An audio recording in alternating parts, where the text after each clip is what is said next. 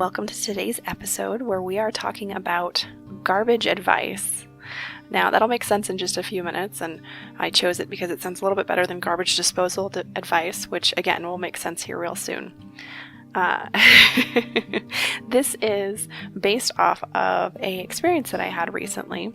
I went to lunch with my husband at a reasonably popular fast food place, right? I will spare the name of which. And an interesting thing happened. We've all had someone come and sit down at the table right next to us and have a conversation super loud as though they're completely alone in privacy. But, obviously they aren't. They're sitting right next to you and speaking at full volume and above.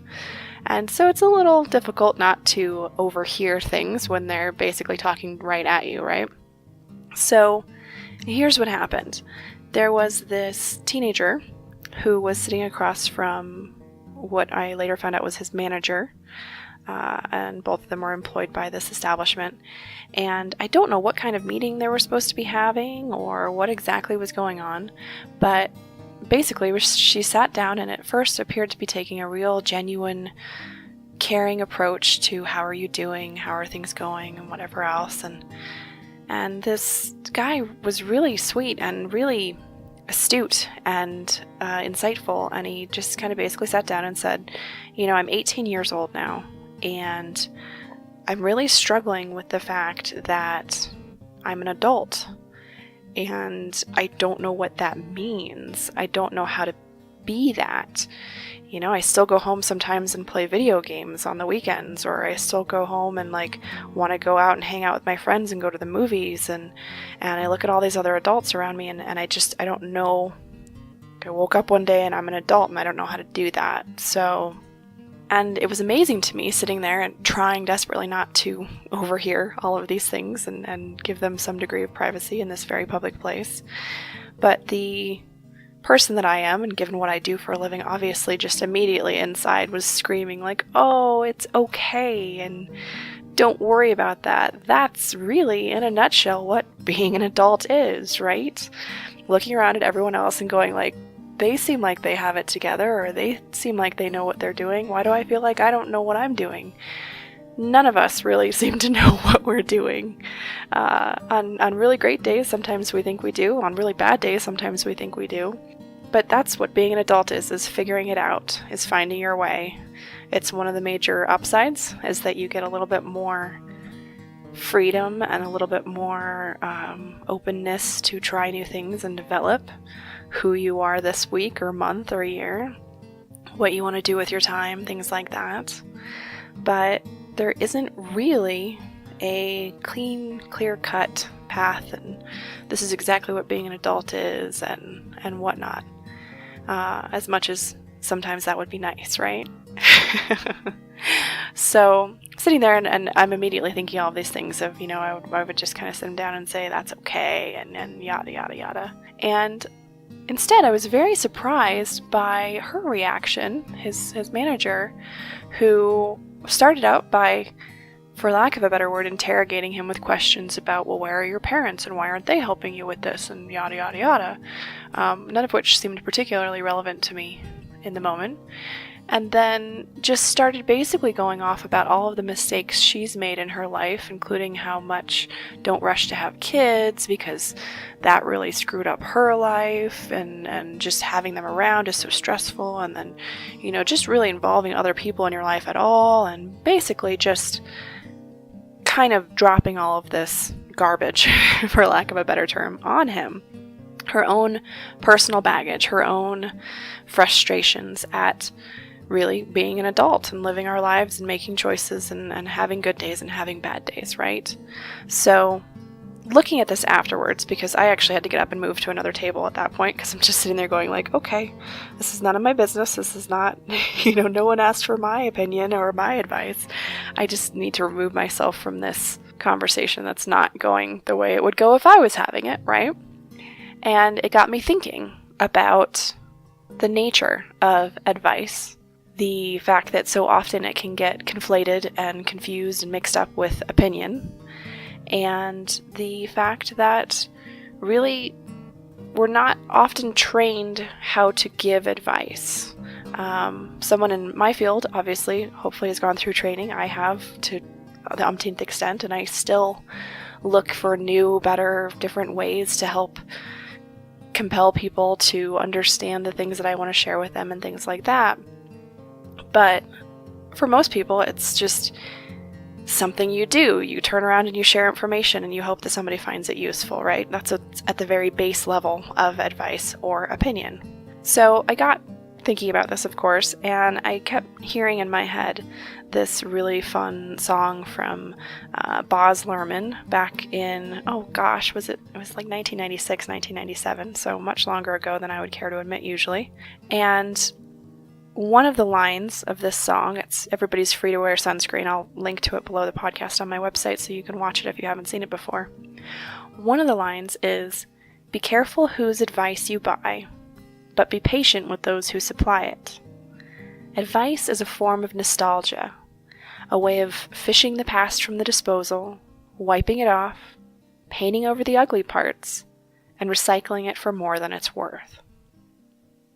And I've always loved that line and found it really beautiful, and I've thrown it out a few times in conversation. But this experience really got me sitting down and thinking about it and how astutely, metaphorically correct and dead on it really is. That so often we skip a few steps when someone is having a problem and they're kind of, looking to us and like, oh, this is so frustrating. For one thing, we kind of automatically assume people want advice when they don't necessarily ask for it. Sometimes they just want to vent. So there's tip number one for you. There's kind of wait, let them vent, let them do their thing. Look for those words of, what do you think I should do? Or do you have any suggestions? Or, can I get your opinion on this or your advice on this or something like that? Otherwise, they probably are just venting. And you can feel free to ask and offer, I have a few suggestions that have worked for me, but I'm just here for you if you need to vent, or I'm just here for you to support you, or whatever else. That's always a great first plan. But so let's talk about the difference quickly between advice and opinions. And there's some very key differences here that I think are not highlighted often enough.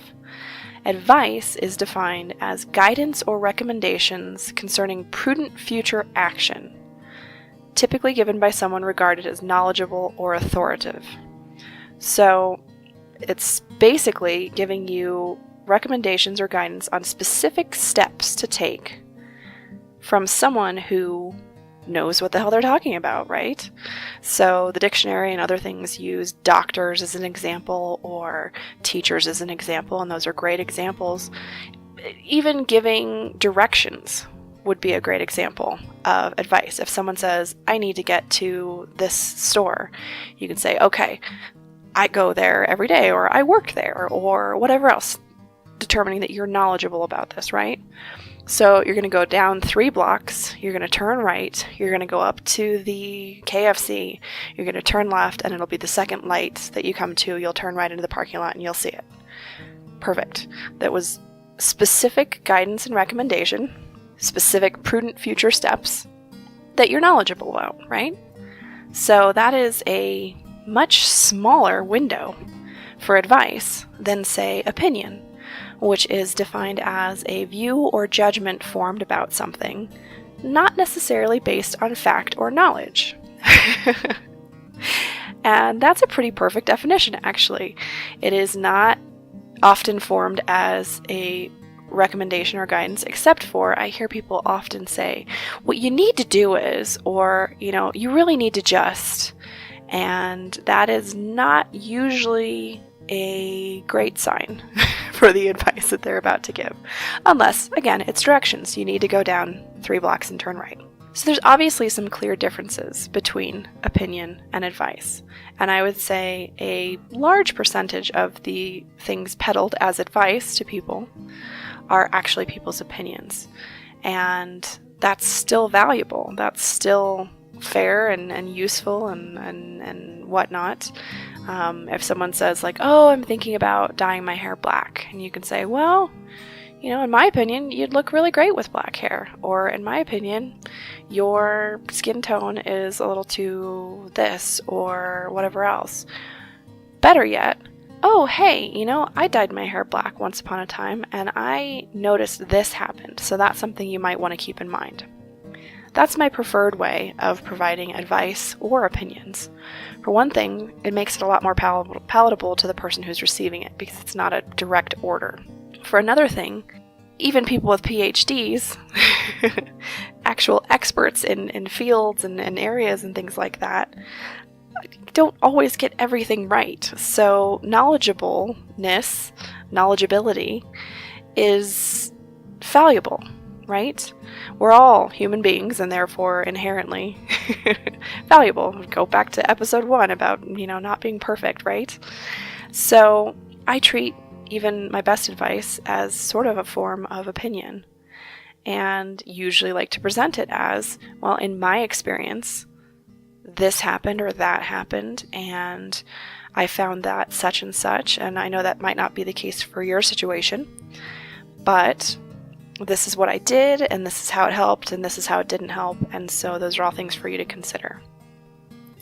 To me, that is my form of having taken experiences that were not necessarily particularly happy when I was going through them, or particularly, wonderful to experience, right?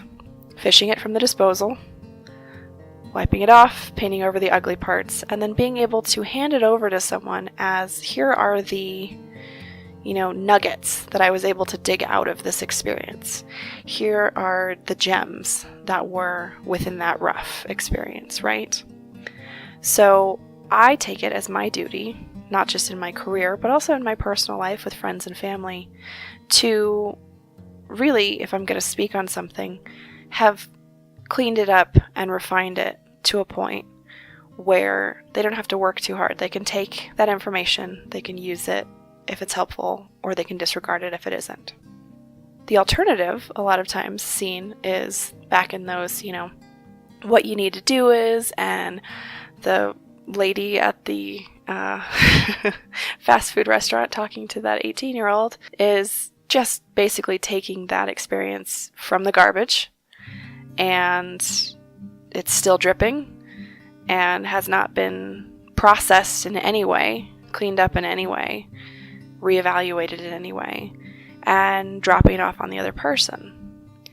I personally do not find that to be helpful or productive for either individual. For one thing, the person who could use probably a little support and guidance at this point now has a pile of garbage that's been dropped on their lap on top of whatever they're dealing with. Generally, when you're in that state of mind, if you're going through some things and you're really frustrated or you're really upset, you're not really in a position to wash off somebody else's garbage, to try and nitpick and point out what kinds of things might be helpful out of the middle of that and paint over the ugly parts and whatnot. It's just sort of sits there and is not particularly useful, and you might even feel guilty about the fact that you have to disregard it, right? And for the person giving that garbage advice, as I'm calling it today, it doesn't really do them any favors either. Maybe you get a little bit of relief from venting about your problems to this person who's currently going through something, and you're venting about something that you hopefully previously went through and in theory would have dealt with to some degree, or have dealt with enough to be here today. The best value that that brings to the person giving the advice is an awareness that, like, wow, I really haven't processed that, have I? I'm just sort of complaining about this thing that happened 6 months ago or 2 years ago or whatever else, and that doesn't really help you, does it? So thanks for bringing it to my attention. These are ideal conversations, right? So it doesn't really help anyone to just kind of chuck the ugly, dripping garbage.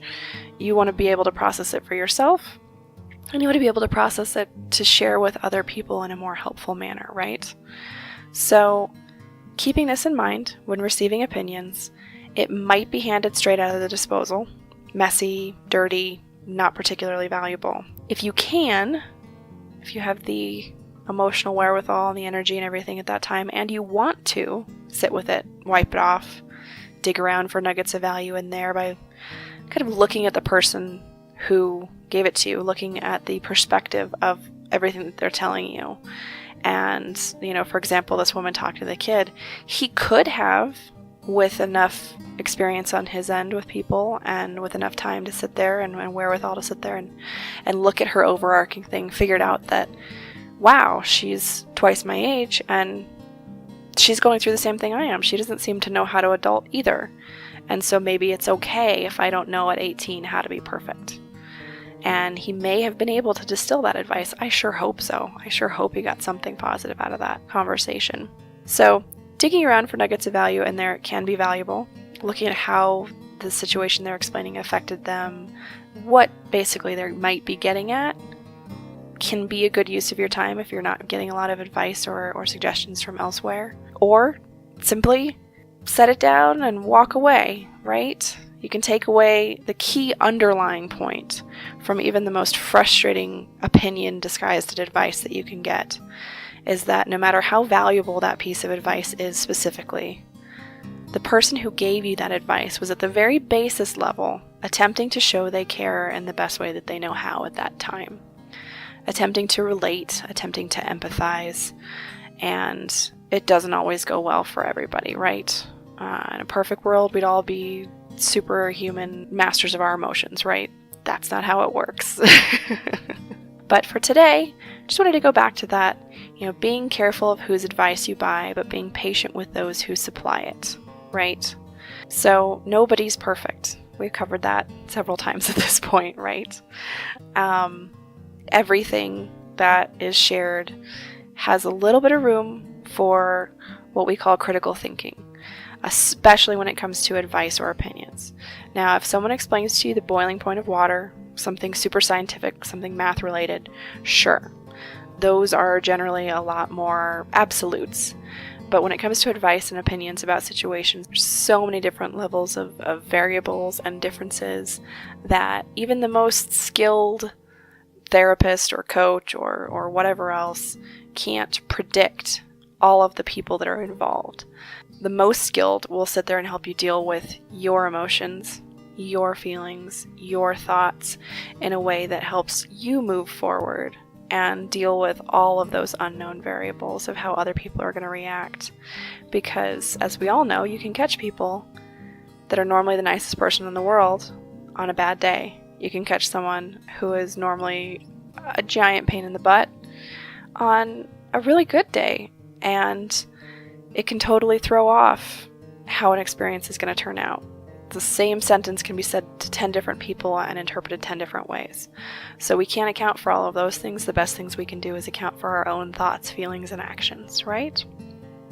I know today's episode was maybe not perhaps quite as positivity and Princess Poppy of me as usual, but that's okay. We're here to talk about real things. We're here to talk about reality as we all see it individually and through our own filters. And so I hope you've taken away at least a little bit of relief in realizing that we're all doing the best that we can. We all think we're helping maybe more than we are. And at the same time, we're all helping a lot more than we think we are. It's just usually when we're not trying to provide advice or help that we're often the most helpful. So be the best you every day that you can be.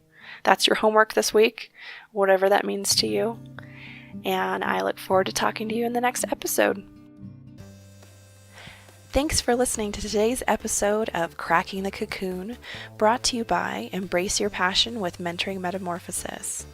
It's listeners like you that make my day when I look at those statistics and know that you're out there and what I'm saying is hopefully getting through to you. Feel free to check out my website, embraceyourpassion.co, for additional episodes of Cracking the Cocoon, for more information about what I do. Some other great things, there's a few fun freebies on there. You could join my email list and get some tips and tricks delivered directly to your inbox every so often, or just check out whatever new is popping up on there. Have an excellent rest of your day, and I'll see you in the next episode.